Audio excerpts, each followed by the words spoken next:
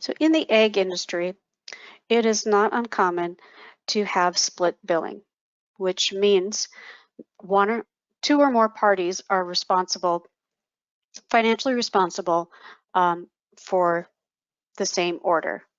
For example, you might have a landlord and tenant scenario, and they split all of the costs for maybe fertilizer and seed. However, if there's any delivery charges or certain services, those would maybe just be covered by the tenant and not the landlord. Or anything related to a certain field might be just split 50-50 between family members that are both responsible for that field. So split billing could be set up within Levridge. If we go within the menu here and go to egg sales, there's a couple ways to set up splitting. If you go to split groups under setup, here you can see all the split groups set up within the system.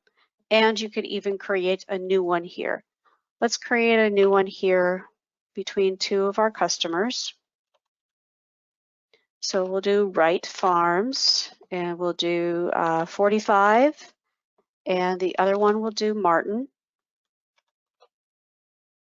And they'll pick up the 55. So if we activate this one, say OK, and maybe they also have, we'll take a look at the other place to create a split. If we go into egg sales, under customers, all customers, and we find the customer that we want to add the splits for. So we'll come in here, here's Wright Farms and Martin Farms. Under the agriculture action pane, you can go to split groups. And here are the split groups specifically set up for the customer that you're looking at. So here's the one that we set up with Martin Farms.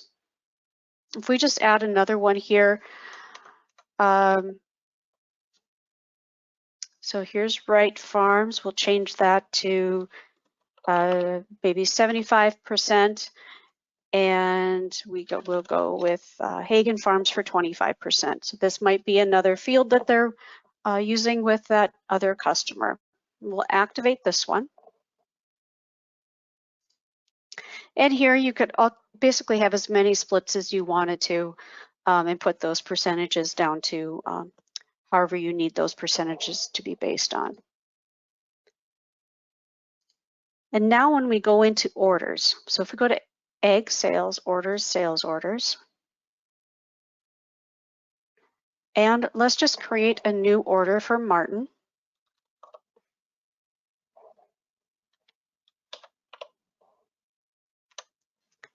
Now, on our split group, when we create the order, we could choose a split group here, and then that split group will default into all of our lines on the order. If you don't want that split to default to all the lines and you maybe just want to define it per line on the order, then you don't have to have one here at all. So we'll just leave that blank for right now. And now for Martin Farms, we will put in an order for urea. And here on the order line, we can get a lookup of the split groups that are associated to the Martin Farms. And we can select that. And then down on the bottom, you'll see in the line details, there's a tab down here called split details. And we can see based on the split group selected, how really that is broken up for this one order line. And now actually we could go in and add another line if we wanted to. And we'll just put it in for map. And this one, maybe he doesn't want split at all. So we don't select any split group here. Now, when we go in and we invoice this order, a couple things will happen.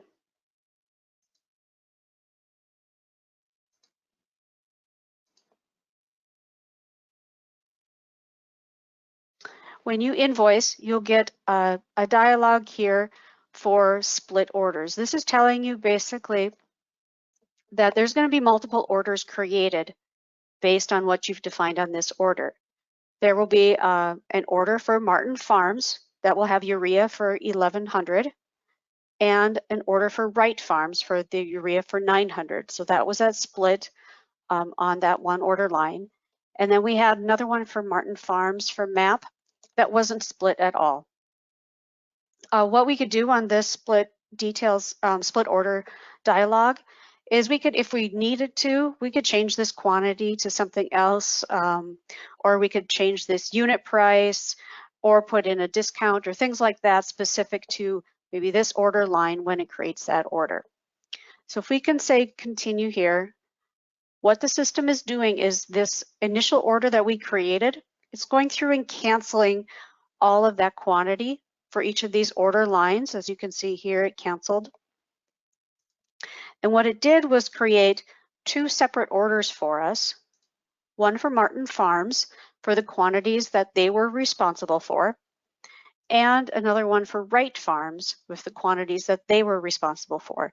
And it went ahead and invoiced those. Another option was split billing. Instead of using the split group, let's go in and create a new order here, and let's use Wright Farms. Again, not select the split group at the top.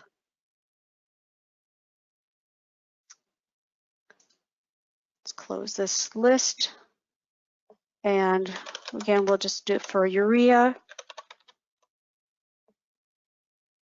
Close up the header so we can see the bottom here.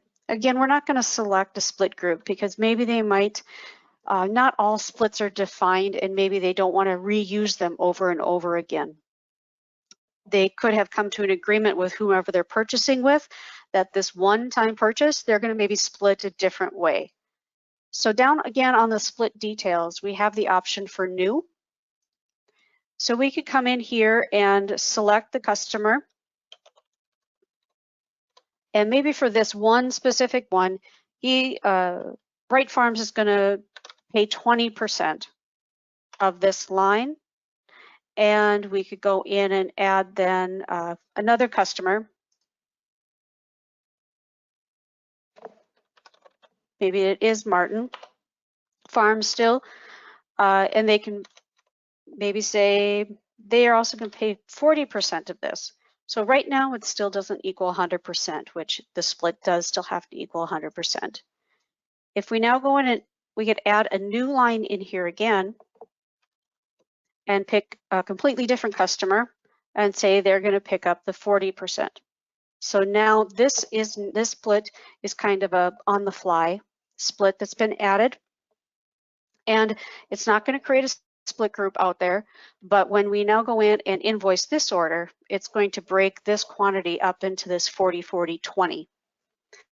So you can do the split on the fly for each order line, defining however you need to, or you can create them and save them and reuse them and select them as split groups for each of the order lines. And again, what it's going to do is go and cancel this quantity and then create separate orders and invoice those orders for each of these customers listed in that split details.